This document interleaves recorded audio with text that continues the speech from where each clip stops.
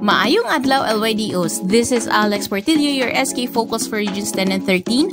O karon tudloan ta mo unsaon pag-approve sa SK Web Portal accounts. Pero sa dili pa ta magsugod, ang ninyo mabaw-an nga adunay upat ka klase sa accounts ang mamahimo ninyong aprobahan.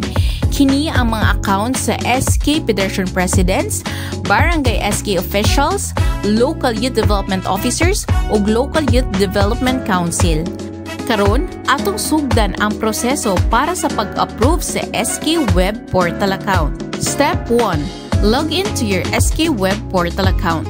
Step 2. Sa may lower left na parte sa inyong homepage, makita ninyo ang SKPP Review o Review Accounts. Kung gusto niyo aprobahan ang account registration request sa SKs in barangay level, LYDOs o LYDCs, click Review Accounts. Kung gusto niyo aprobahan ang change account request sa atong SK Chairpersons to SK Federation Presidents, click SKPP Review. Step 3.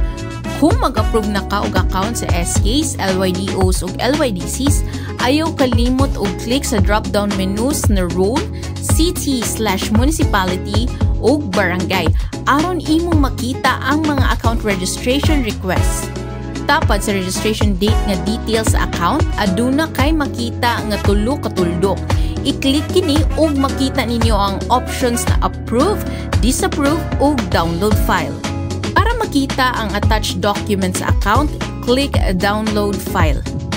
Hinumdumi nga kinilang ng mga document attachments ang atong pagadawaton. Step 4. Kung humana ka review sa attached document, then click approve. Kung ugaling dili klaro ang document nga gi-attach or sayop ang na-attach, mao kini ang suggested email reply nga mamahimo ninyong magamit. Kung aduna kamoy mga pangutana, mamahimo kamo mag-message sa among Facebook ug email. Pwede pud mo manawag sa numero nga naka-flash sa screen. Sa sunod na pod og daghang salamat.